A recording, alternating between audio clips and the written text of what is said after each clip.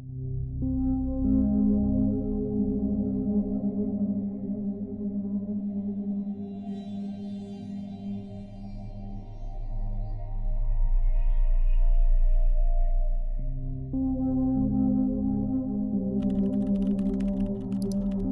you ever find yourself in Staffordshire, England, and ever think of taking a shortcut off the motorway down a particularly dark road, I beg you, drive on and don't look back. My name is Daniel, and I have to tell my story. I have to warn people of what happened, in hopes they never experience what I did. A memory that haunts my nightmares to this very day. This occurred about a month ago. I'd been driving on the motorway for a few hours after arriving at Manchester Airport. I'd been spending the past few weeks on a business trip in America, and I was eagerly driving home to my girlfriend. My American friend Ralph was also traveling to the UK in a few days' time.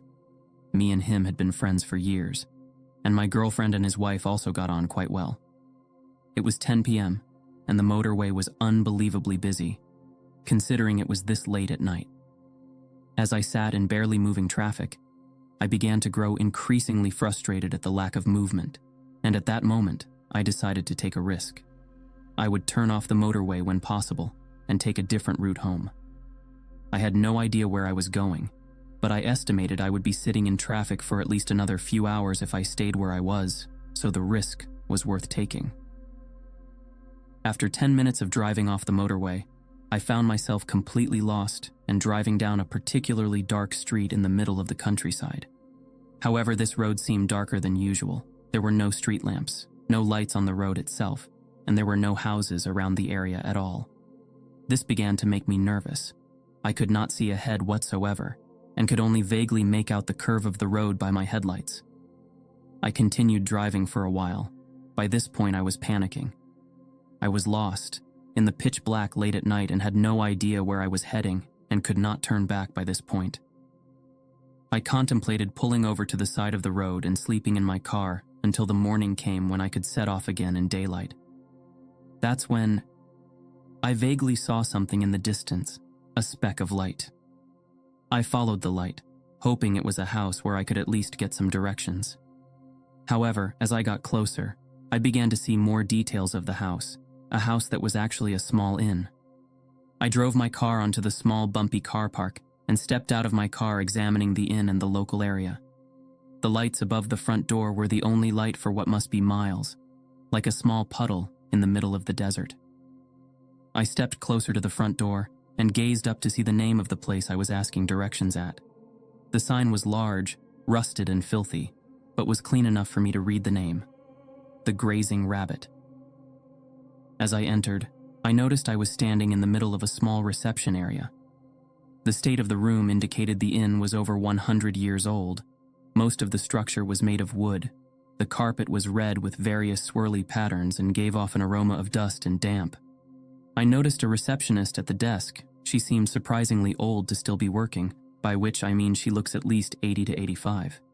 She wore a moth-eaten black blouse and a slightly scratched name badge. I couldn't quite make out what it read, but that didn't really bother me. Despite the aged look of the inn, I began to warm to it.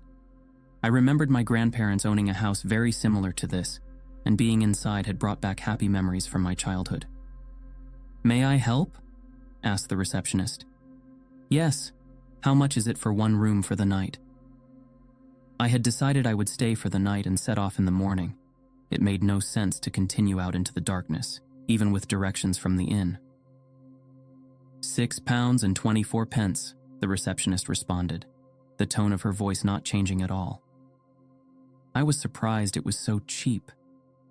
I reached into my pocket and drew 3 £2 coins and a collection of small change. I sorted the exact amount out and placed it on the scratched wooden counter in front of me. The receptionist quickly produced a metal key and placed it on the counter as she swept up my change. "Your room 2. First door on the right upstairs. Have a pleasant night, sir." The receptionist gave a wide smile. I smiled back and thanked her before walking out into the car park to collect my bags. After collecting my suitcase, I headed back into the reception to make my way up to my room. The receptionist had gone, I assumed it was most likely for a coffee or some other drink.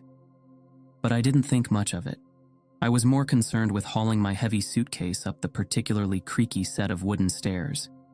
After climbing the stairs, I quickly located my room and slid my key into the door's lock and entered. The room was fairly basic: a wooden bed with traditional patterned duvet and pillow covers, a wardrobe, desk, chest of drawers, and a window on the right-hand side of the room with the curtains already drawn. I checked my watch and noticed how late it was. I decided to get some sleep considering the presumably long drive I had the next day. I quickly removed my clothes, except for my socks and underwear, flicked off the light and laid on the bed. It wasn't long before I was fast asleep. My eyes opened to a pitch-black room, feeling nauseous and dizzy. I wasn't sure why in my confused state I thought I was having some sort of allergic reaction to the dust in my room. I checked my watch next to my bed and noticed it was only 1:20 a.m., still very early, and knew I had not had enough sleep to prepare me for my drive tomorrow. Stepping up out of bed into the darkness, I headed over to the window. I get some fresh air. I parted the curtains and placed my hand on the window's metal handle, ready to push it open. I noticed how dark it was outside. There were no roads or houses to be seen, and merely a few trees surrounded the inn. It was then I noticed a figure standing amongst the trees, holding what I assumed was a small lantern. The figure was still quite a distance away from the inn, so far that I could only make it out to be a man in tattered clothes, holding the lantern up to eye level. I could only assume he was staring at me, but I wasn't sure. For a moment, I considered calling out to see if he needed help. I obviously had some sympathy for anyone lost in the darkness of this area. But I decided not to. I was tired, and I couldn't hide the fact that man was somewhat freaking me out. I abandoned the idea of opening the window and laid back down on my bed. As time went on, my nausea went away, but my thoughts about the stranger outside didn't. The next morning I began packing, preparing to set off home. The vision of the man outside was still fresh in my mind. As I prepared to leave, I quickly gazed outside my bedroom window. It was only then I truly appreciated how isolated the inn was. It was 11 a.m. in the morning, yet I could still see no houses or main roads around the area at all. As I made my way through the reception, with my suitcase gripped firmly in my hand, I placed the room key down on the wooden counter and thanked the receptionist. I was still trying to rationalize the reason for why somebody would be sneaking around this area past midnight. Maybe the person, or maybe my tired and sick state had made me imagine things. However, after stepping foot onto the car park, I noticed something that overshadowed all of the previous night's events completely. My car had been vandalized, and I don't just mean scratched or dented, I mean heavy bashed with a blunt object of some sort. The windows were smashed, the body was crumpled, and the interior almost completely torn to pieces. As I inspected the car, I discovered only more damage. This eventually led me to conclude that I would not be able to drive the car back home that day. I was shaken but spent the rest of the afternoon speaking to my girlfriend, using the phone in the reception. I had attempted to use my mobile, but as I expected, I found no signal. I confess, the car I was driving wasn't mine. It was my girlfriend's present from her dad for when she passed her driving test, although she never has. I wasn't insured on her vehicle, so I was looking for another way out. My girlfriend put me through to her uncle, who sells used cars. He told me that it was a busy time for him, but he could bring a car around in about 2 to 3 days. This frustrated me, but at least the wait was reasonable. I remember my girlfriend being baffled as to who would so severely damage my car and what motivated them. We both discussed various theories as to what happened, but none of them could explain the reason behind such a vicious act of vandalism. She also told me Ralph had called to say that he was looking forward to seeing us both. After about 30 minutes talking, I told her I loved her and ended the call. The rest of the day consisted of reading the various books I bought at the airport, which I intended to read on the aeroplane. However, with no internet or phone reception, I found it pretty much impossible to do anything. The shock of the events occurring over the past 2 days had also severely reduced my appetite, to the point where I was merely snacking on a few cough sweets or packets of crisps I found in my suitcase. Before I knew it, it was dark outside. and I decided to head downstairs to tell the receptionist about the situation with my car and pay for 2 more nights. As I made my way back to my room, I began to question why I had not been given room number 1. I had not seen anyone around the inn all day or the night before, and there were no other cars outside. I could have sworn I was the only person there. With it not being too late, I decided to knock on the door, in hopes of meeting the occupier of room number 1. Perhaps I could strike up a conversation. Yet no one answered the door. I attempted to open it, but it was securely locked. Strange. I went to bed early that night. It was 9 p.m., and I was enduring a splitting headache, most likely down to a combination of dehydration and stress. My routine was the same as the night before. I got undressed, flicked off the light, and got into bed, falling asleep almost instantaneously. I awoke once again to my pitch-black room, somewhat frustrated. My headache hadn't gone away, and I was feeling particularly thirsty. Reaching for the half-empty water bottle next to my bed, I noticed the time was 1 a.m. After taking a few swigs from my water bottle, I suddenly remembered the events of the previous night, the man outside my window. Finishing the last few drops from my water bottle, I began to feel curious as to whether I would see anything else that night, whether the man was back. I know it seemed stupid, but I felt the need to look outside my window once again. Stepping out of my bed, I headed over to the window, parting the curtains slightly. What I saw made my legs go numb and caused me to fall back onto the hard wooden floor in shock. The man was back but stood merely 10 to 12 feet from the inn. For the first time, I felt truly terrified, but felt thankful I was on the 2nd floor. I contemplated what to do next. Should I look again or go back to sleep, hoping the man didn't have intentions of harming me? Once again, curiosity overpowered me. Getting to my feet, I once again parted the curtains ever so slightly. The man was still there, although this night I could make out more of his features. Just discussing it now makes my skin crawl. He was a Caucasian male of average height and build, wearing a white vest and dark tattered work trousers. His clothes and skin were covered in what looked like black soot, and he was still holding up that lantern. I couldn't quite make out his facial features, however. Something looked not right, almost as if he was, in some way, deformed. One thing was clear, though. He was staring directly at my bedroom window. Backing away from the window, I went over to my door, double-checking it was locked. I also pushed the armchair from the corner of my room next to the window, which provided me with a sort of fool's hope of keeping the man out. I slipped back into bed once more, deciding to sleep. The man was probably a late-night gardener or something like that. I choose not to dwell on it. I would only freak myself out.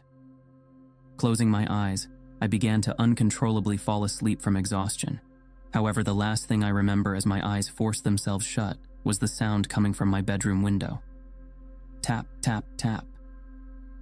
The following morning, I immediately went downstairs to talk to the receptionist about the previous night's events.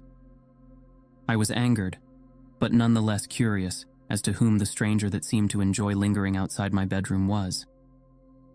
As I walked down the stairs, I was glad to see the receptionist standing at the desk. She seemed to appear one moment and be gone the other, another one of her behaviors I found incredibly strange. "Excuse me," I began politely. "Is there anything I need to know about this hotel, which hasn't been revealed to me?" The receptionist gazed at me with a confused look. She didn't respond. "Are there any workers apart from you here?" I questioned, becoming somewhat frustrated. "I am assuming you have seen something. Am I right?" The receptionist responded. "Yes, you are. The 2 nights I've been here, there has been a strange man wandering around the grounds at ridiculous hours of the morning staring through my bedroom window." The receptionist began to look concerned. What did this man look like?" she asked nervously. Tattered clothes held a lantern. I couldn't really make out much. "But will you just tell whichever staff member it is to avoid creeping around the grounds at night, or at least not to disturb the guest in doing so? Thank you." I began to turn away, to head back to my room, still frustrated, when the receptionist responded in the most chilling way possible. "Sir, there are no other staff members at this hotel." I froze, and then slowly turned to reface the receptionist. The origins of the inn are somewhat dark. Right next to this hotel was a mine, one of the most active in Staffordshire. Hundreds of workers were employed in this mine. That was until it collapsed about 80 years ago, killing all the workers. The reasons for its collapse are unexplained. The Grazing Rabbit was originally a small building used to hold the bodies of the recovered miners while the recovery process happened. Many, however, were left unfound. After the bodies were identified and moved, the building was converted into an inn, which it remains to this day. As the receptionist told me this story, I began to cringe in terror. The man outside my window fitted the description of a miner. The lantern, the clothes, everything. At this moment, I wanted nothing more than to be alone and contemplate what I had just heard. I nervously thanked the receptionist and returned to my room. That whole afternoon, I felt very uncomfortable. I was seriously considering packing my things and heading off on foot, hoping I would reach a town before nightfall. Just being in the hotel after hearing that story had made me terrified of staying another night. However, I had to stay. The horrific possibility getting lost and being stranded around this area in the dark was too much to even think about. I spent the afternoon doing pretty much exactly what I did yesterday, except I remembered to drink a lot of water to avoid the agonizing headache I had last night. I was trying to take my mind off the receptionist's story. However, as the night began to arrive, I could only feel my heart beating faster and faster, and my breathing get heavier. The only thing that could make me feel any better was speaking to the occupier of room number 1, to know I wasn't in this alone. But yet again, I saw no sign of them all day. Before I knew it, the darkness of night had consumed the sky, and once again I was surrounded by completed blackness, with the only light being from the hotel. The clock once again ran quicker than I expected. It was almost as if it knew I dreaded the night. Soon it was 10 p.m., and I reluctantly decided to go to sleep.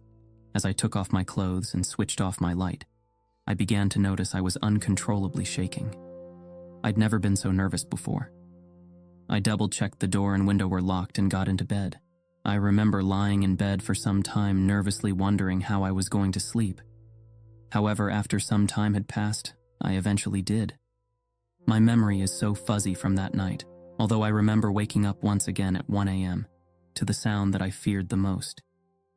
Tap, tap, tap. The sound came from my bedroom window. Fear had overwhelmed me, so much that I was struggling to think straight, but I needed to see what was outside. I expected this thing was throwing rocks at my bedroom window or something.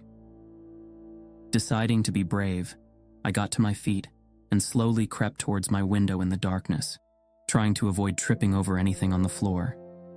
As I reached the window, I reluctantly pushed open the curtains. I wish I never did. I fell to the floor in horror, covering my eyes, but I could not erase what I had just seen. The miner's face was pressed against my window. I could see everything disturbing clearly this time. That face. His head was caved in and bloody. Most of the face was either decomposed or covered in black soot. As I opened my eyes, I saw the miner's bony, rotting hand appear, holding a rusty pickaxe. He began tapping the metal pick against the window. Tap, tap, tap. I jumped to my feet and pulled the curtains closed, grabbing everything in sight and pushing it up against the window. I began screaming for help, hoping the receptionist would hear and come to my aid. After a few minutes of silence had passed, I sat back down on my bed. I gazed at my barricaded window, wondering if I was safe from that thing. That's when I heard footsteps outside my door, coming closer and closer. For a second, I hoped it was the receptionist, but something about the footsteps suggested it wasn't. Hello? I shouted nervously. No voice replied, only that horrific sound. Tap, tap, tap. Only this time it was coming from my door. I lay back down in bed and covered my eyes with the duvet. I was lying dead still when I heard the doorknob begin to twist. I cannot describe how glad I was that I locked the door. The twisting became more violent, accompanied by loud banging against the door. Quickly grabbing the lamp from my bedside table, I prepared myself for combat. However, the noise suddenly stopped. I refused to drop my guard. I sat in my bed, ready for my inevitable encounter with whatever that thing was. But after 2 hours and no knocking, I began to feel my eyes closing. I tried desperately to stay awake, thinking that thing was most likely waiting for me to become vulnerable, then break down that door and hack me to pieces. 3 hours passed, and there was still nothing. By the time 4 hours passed, I was asleep. I woke up in shock to the sound of my phone ringing. I quickly grabbed it from my bedside table. The number was not in my phone book, however. I was more surprised to see that I had 1 bar of phone signal, for the first time since I arrived at the hotel.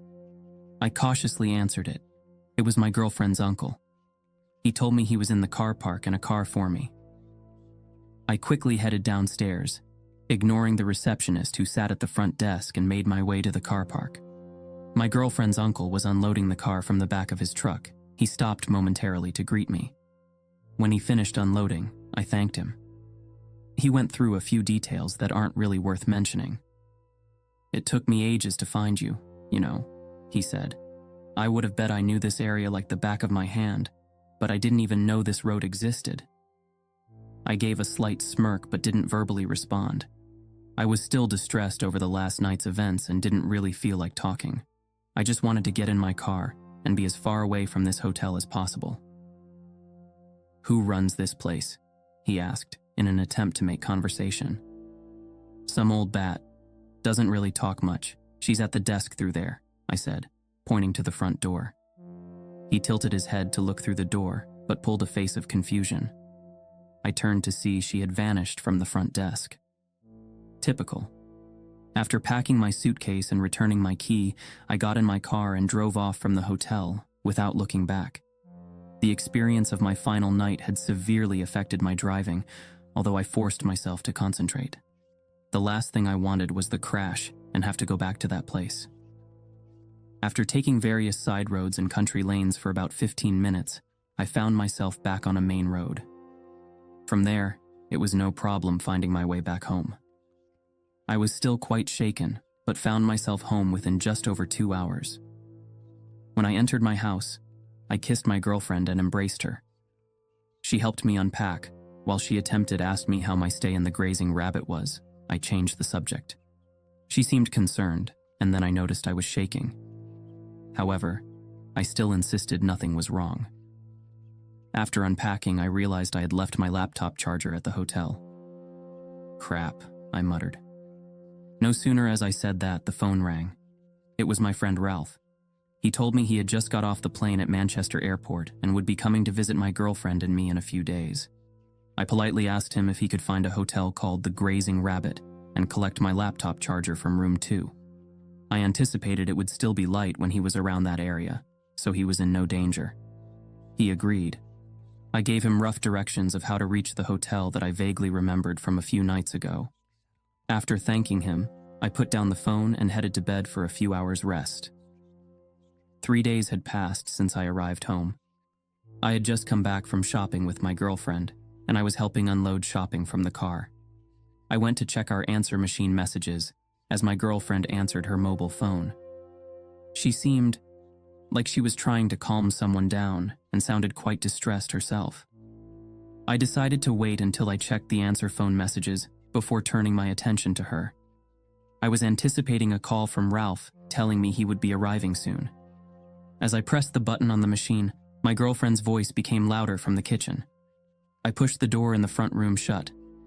Before listening to message, "Hey Dan, just letting you know I'm stopping at this grazing rabbit place for a few nights. It's getting a bit dark around the area, and I'm not driving around when I can't see. I mentioned you to the old timer at the desk, and she told me to pass on her regards. She seems nice. I should be over in a few days' times. See you then?" The message made my blood run cold. I bolted into the kitchen. My girlfriend was no longer on the phone, but was holding her face in shock. "Ralph's wife says he hasn't called in days. She's getting really worried," she said in a shaky voice, noticeably distressed. For the rest of the afternoon, she was on and off the phone with various people, hoping Ralph had been in contact with one of them. She contacted the police and told them to check the grazing rabbit. Her emotions completely contrasted mine. I spent the afternoon sat in my armchair. I didn't feel sad, and I didn't feel concerned, but I knew what was coming. The police called back just over an hour later. My girlfriend answered. I can still hear her screams ringing in my ears after she heard what they said. Ralph was found dead in his room in the grazing rabbit. Room number 2, the same as mine. The door was broken down and he had been hacked to death in his bed by an unknown assailant. The attack was estimated to have happened in the middle of the night. The police told me they needed to speak to me, and I was to go to the local police station within the next few hours. They had attempted to find the receptionist, but she was not around. I assumed they identified her as the main suspect. For the next hour, I stayed still in my chair. I was unable to move in the fear I may throw up. The guilt was unbearable. I'd lead my friend to his death. Despite knowing what horrors lay at the grazing rabbit, I still instructed him to go there. Eventually, I got a taxi to the police station, although I was still in no state to go. I remember walking through the station car park, shuffling my feet along the tarmac, feeling as if every muscle in my body had given up. All I wanted to do was to crawl into a corner and weep. A fairly young officer led me to the questioning room, where 2 old detectives sat on the same side of a desk, with a vacant plastic chair on the other side, intended for me to sit in. One of the officers offered me a drink as I sat down, while the other began to produce a folder of various documents and photographs. Although I was feeling dehydrated, I declined the drink. I didn't feel I would be able to keep it down. The officer holding the folder ran through the details of the crime scene. None of it surprised me. The murder weapon was suspected to be a pickaxe. Ralph was awake when he was attacked. He'd attempted to barricade the door, but the assailant broke through. I was only partially listening to what the detective was saying. I had a mess of emotions within my head and was struggling to make sense of anything that had happened over the past week. The detective then mentioned a buzzword, room number 1. My attention was caught immediately. He spoke of how after failing to find the receptionist, they attempted to speak to the occupier of room number 1. But after numerous knockings and attempts to find a key downstairs, they had to break down the door. They found another body, although this one was heavily decomposed. Estimates say it must have been there for years, although they weren't sure of an exact number. Early investigations concluded the victim died in the same manner as Ralph. The police then presented me with an image of the victim they believed it to be. It was of an 80-year-old lady named Agnes Smith, who went missing years ago after leaving her abusive husband. The police suspected she had gone to live with relatives in Australia, although the family claimed she had found a job and was living in secrecy.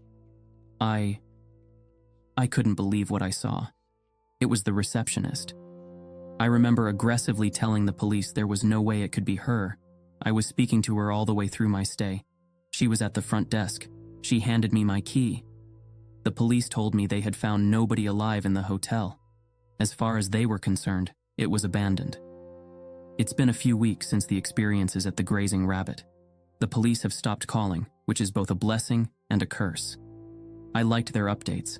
They made me hope the case would be resolved, and I could go back to my life as usual. But sometimes I grew tired of repeating my story to them. I knew they didn't believe me.